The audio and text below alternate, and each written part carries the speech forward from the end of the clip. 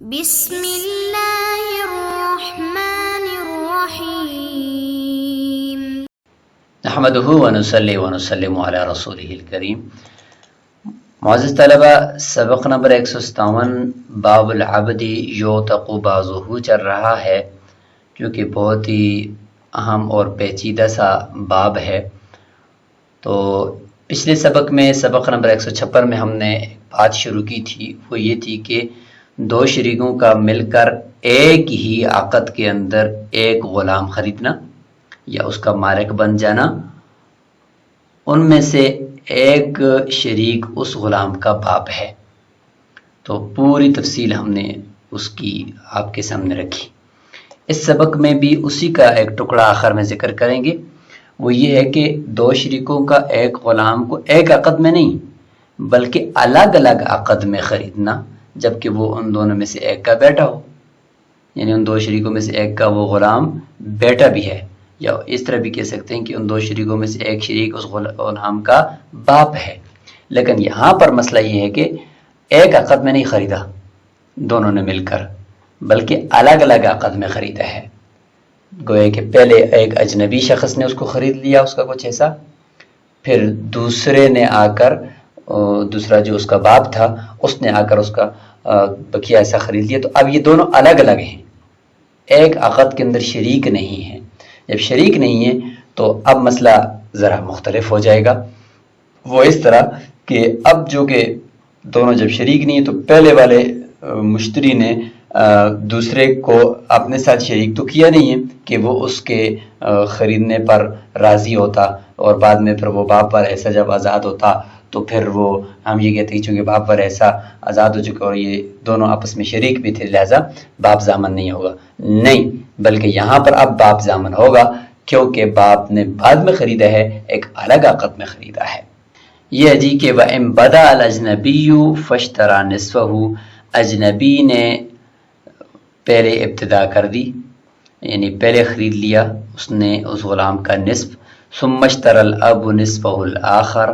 وَهُوَ مُوسِرٌ، کہ اس کے بعد باپ نے اس کا دوسرا نصف خرید لیا، یعنی اپنے غلام بیٹے کا نصف خرید لیا دوسرا، اور پہلا کسی اجنبی نے خریدا ہے۔ اس حال میں خریدا کہ وَهُوَ مُوسِرٌ، کہ یہ باپ خود بھی مالدار ہے۔ تو فرماتے ہیں فَالْأَجْنَبِيُّ بِالْخِيَارِ إِنْ شَاءَ ضَمَّنَ الْأَبَ وَإِنْ شَاءَ اسْتَسْعَى الْإِبْنَ فِي نِصْفِ قِيمَتِهِ، کہ ایک اختیار تو یہ ہے کہ وہ باپ کو ضامن بنائے کیونکہ باپ مالدار ہے۔ اب یہاں پہ باپ ضامن ہوگا، لأنه ما رضي بإفساد نصیبه، کیونکہ یہاں پر تو اپنے حصے کو فاسد کرنے کے اوپر راضی نہیں ہے، کیونکہ اگر راضی ہوتا تو اس کو خریدنے میں شریک کرتا، یہاں پہ شریک کیے نہیں، اس نے الگ سے خریدا ہے۔ وَإِنْ شَاءَ اسْتَسْعَى الْإِبْنَ فِي نَصِيبِ قِيمَتِهِ، نصف قیمتہ، اور اگر چاہے تو باپ بیٹا وہ جو غلام ہے اس سے صحیح لے لے، وہ شریک اپنے قیمت کے نصف، یعنی اس کی قیمت کے نصف میں وہ اجنبی اس سے صحیح لے لے، لاحتباس مالیت اندہ، کیونکہ اس کی مالیت اس غلام کے اندر وہ محبوس ہو چکی ہے، تو لہٰذا وہ غلام ہی اس کی صحیح کرے۔ وَهَذَا عِنْدَ أَبِي حَنِيفَةَ رحمہ اللہ، یہ امام ابو حنیفہ رحمہ اللہ کے نزدیک ہے کہ اگرچہ باپ مالدار ہو پھر بھی یہ دو اختیار مل سکتے ہیں، ایک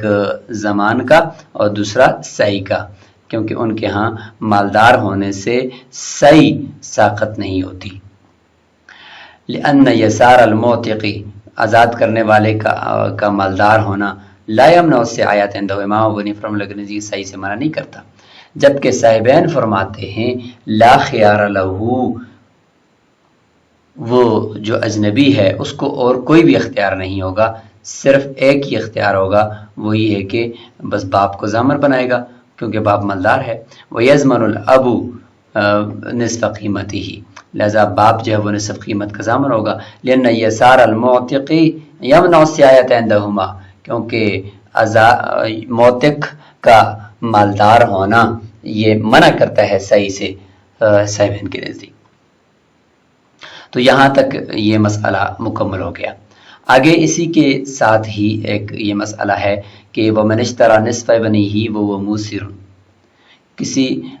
یہ تو ابھی تک جو تھا وہ یہ تھا کہ دو مشتریوں کا آپس میں شریک ہو جانا یا ایک کا پہلے خریدنا دوسرے کا بعد میں خریدنا اور بعد میں پھر اس طریقے سے ایک طرح کی شرکت کی صورت بن جانا۔ اب ہم ایک ایسا مسئلہ پڑھیں گے جس میں مشتری اور بائع ان کا آپس میں شریک ہو جانا کسی غلام کو خریدنے کے اندر۔ تو اب اس کا کیا حکم ہوگا؟ فرماتے ہیں کہ وہ من اشتری نصف ابنہ، اچھا وہ جو غلام ہے ان میں سے ایک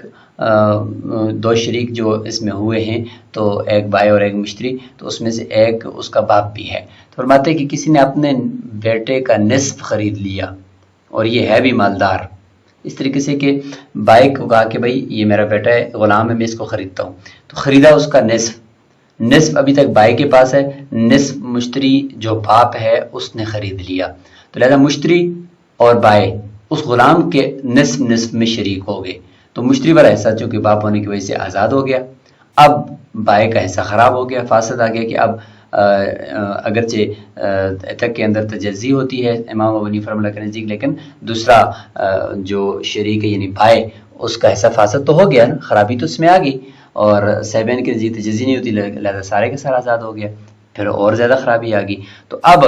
دیکھیں کہ یہ خریدنے والا یعنی جو باپ ہے وہ مالدار ہے، تو فلا زمان علیہ عند ابی حنیفہ رحمہ اللہ، اس کے اوپر کوئی زمان نہیں آئے گا،